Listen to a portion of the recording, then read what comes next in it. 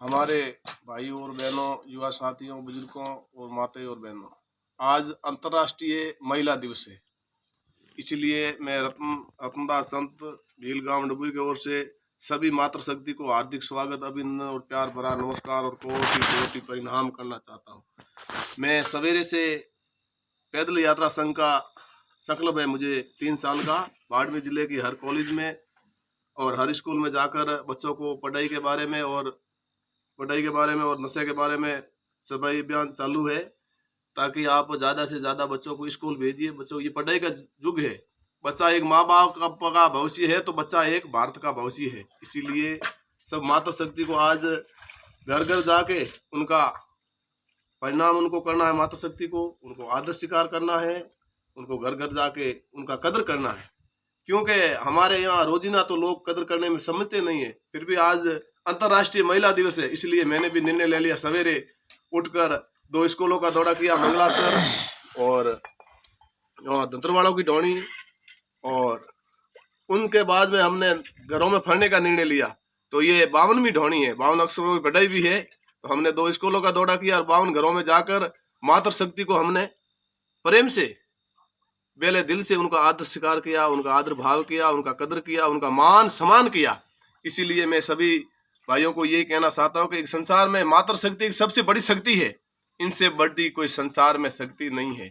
माता पिता मुझे जन्म देता है तो कर्म तो आप उनको करना पड़ता है। मातृशक्ति में देखो कितनी शक्ति है कि घर का ख्याल भी रखती है और घर का कारोबार भी चलाती है और बच्चों को स्कूल भेजती है, उनका कपड़ा धोती है, उनके लिए भोजन की व्यवस्था करती है, और आप भी कॉलेज में जाकर बच्चों को पढ़ाती है। पूरे खेत का काम भी करती है, घर का ख्याल रखती है, आने वाले अतिथि मेहमान का भी ख्याल रखती है, आड़ोसी पड़ोसी का ख्याल रखती है, सासू ससुर का भी ख्याल रखती है, और आपके बच्चों का और आपके पतिदेव का हमेशा हमेशा के लिए ख्याल करती है। इसीलिए मैं सब मानव जाति को यही कहना चाहता हूँ कि आप उनके पास में जो शक्ति है, तो सबसे बड़ी कौन है? मातृशक्ति। हमेशा मातृशक्ति को कभी मत भूलना और मातृशक्ति का हमेशा हमेशा के लिए मान सम्मान करते रहना।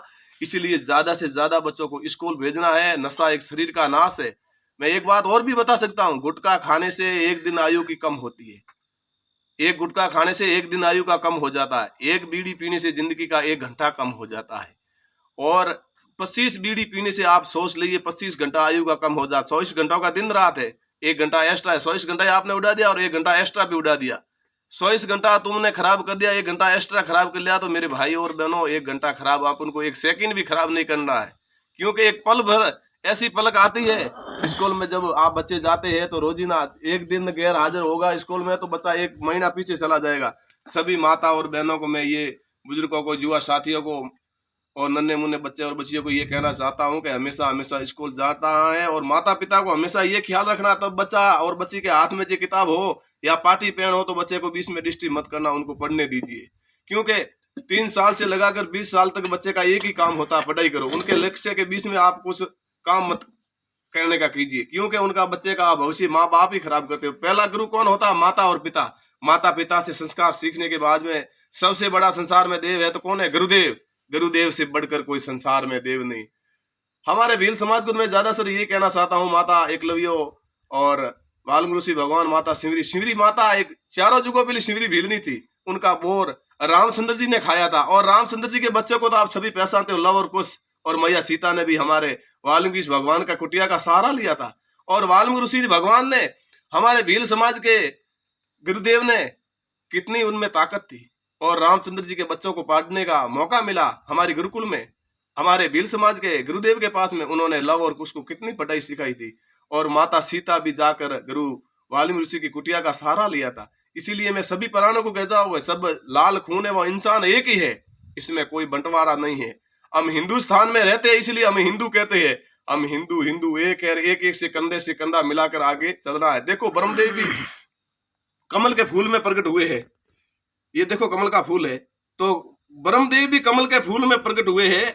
इसीलिए अपन को भी कमल के फूल के अंदर हमेशा हमेशा के लिए एक लोटा, एक व्यक्ति और एक मातृशक्ति उस कमल के फूल के अंदर, पौधे के अंदर पानी डालेगा, तो हमारा कमल का फूल हमेशा हमेशा के लिए हरा भरा रहेगा, और हमारा कमल का पौधा हमेशा हमेशा के लिए हरा भरा रहेगा। हमारा पूरा ब्रह्मांड, पूरा भारत देश हरा भरा रहेगा। इसीलिए भारत देश को हरा भरा रहना है तो मातृशक्ति का हमेशा हमेशा आदर स्वीकार करना है।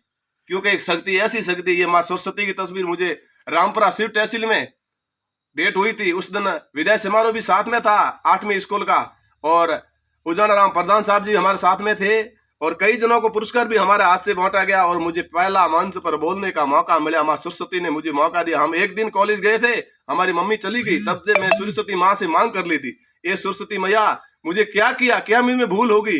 एक दिन पढ़ने के लिए मैं विश्वविद्यालय पहुंचे और हमारी मम्मी को खोल दिया, पर मैंने धैर्य नहीं खोया। कोशिश करने वाले की कभी हार नहीं होती है।